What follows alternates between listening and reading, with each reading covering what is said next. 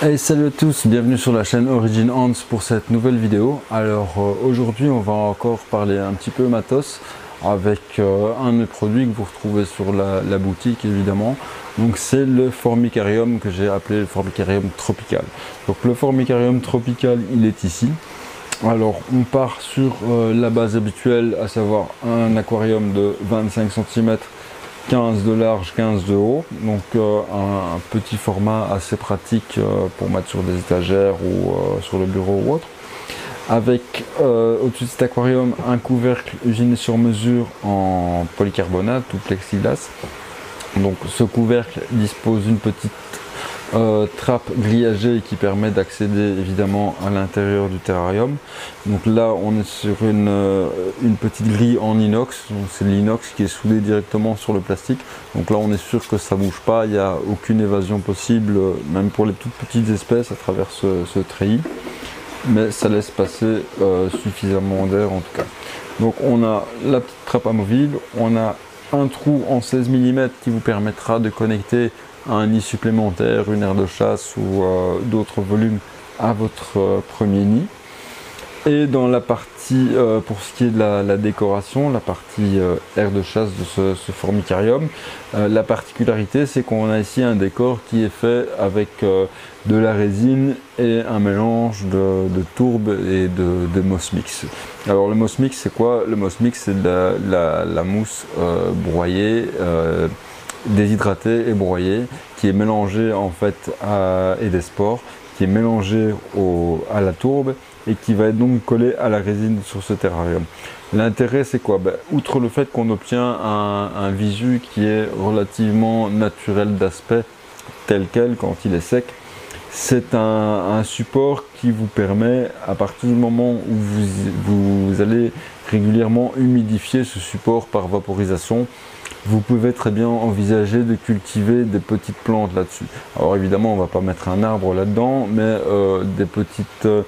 on peut sans problème cultiver des mousses, on peut sans problème cultiver des micro-orchidées, des micro-fougères.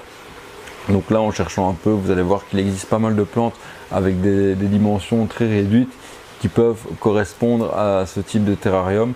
Et là un petit éclairage LED type nano aquarium que vous trouvez en ligne assez facilement suffira à maintenir une belle végétation. Le plus simple là-dedans c'est par exemple de mettre un peu de mousse type mousse de Java qui est très fréquente en magasin d'aquariophilie. Donc vous allez dans un magasin d'aquarium ou un site d'aquariophilie, vous commandez un peu de mousse de Java, vous les filochez, vous la découpez, vous en dispersez partout sur la surface tourbée. Vous humidifiez évidemment bien cette surface tourbée, on éclaire et quelques semaines après on va très rapidement obtenir un tapis de mousse complet sur le sol qui donne un aspect assez naturel. Alors pour ce qui est du nid, on est sur un modèle assez classique, donc un nid vertical en pierre reconstituée. Donc l'avantage de la pierre reconstituée, c'est évidemment, outre le fait qu'elle transmet l'humidité, c'est qu'elle va être résistante aux mandibules, donc les fourmis ne peuvent pas creuser. Alors pour celui-ci, il n'y a pas de pigment, donc c'est un nid tout blanc, ce qui est peut-être pas le plus naturel d'aspect, mais ce qui est clairement le plus intéressant au niveau de l'observation, notamment pour des toutes petites espèces. Visuellement, c'est là-dessus que les fourmis ressortent le mieux, évidemment, sur un fond blanc. Maintenant, selon les mélanges, j'utilise différents pigments, du pigment brun, du pigment noir et du pigment rouge, seul ou mélangé, ce qui me permettra d'avoir différentes teintes de fourmilières. Ça, vous allez voir les différentes couleurs en parcourant les Formicariums qui sont disponibles sur le site. Voilà pour ce petit Formicarium, donc qui vous permettra de maintenir, comme son nom l'indique, évidemment les espèces issues de milieux tropical, mais pas seulement. Vous pouvez aussi maintenir des espèces indigènes, espèces européennes, avec un fort besoin en hygrométrie. Je pense notamment par exemple en espèces locales au Myrmica rubra, que l'on trouve assez facilement dans ma région en Belgique, et qui vivent typiquement dans des zones avec beaucoup de mousse humide et ainsi de suite. Donc dans des zones assez humides dans la mousse et où on a des atmosphères qui sont saturées en humidité. Ah ben là très rapidement on pourrait obtenir ce genre de microclimat dans ce terrarium. Petite particularité toutefois, si effectivement vous maintenez une ambiance humide dans la partie aire de chasse, là ça dépend un peu du type de colonie que vous maintenez et de la fréquence d'arrosage, mais souvent il ne sera plus nécessaire, à partir du moment où vous humidifiez souvent la partie aire de chasse, d'humidifier via le tube.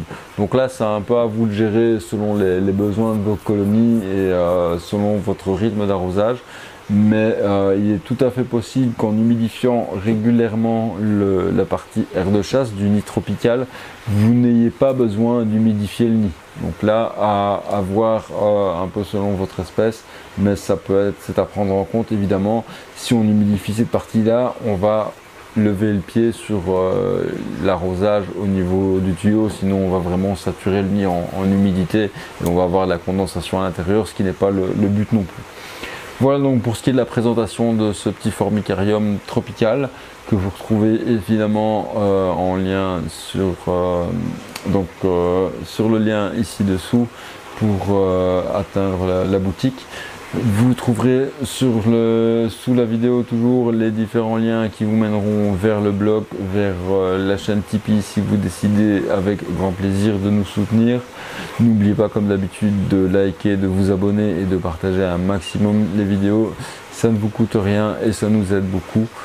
Sur ce, eh bien, je vous dis à la prochaine fois. Prenez soin de vous, prenez soin de vos colos et restez curieux. Ciao, ciao!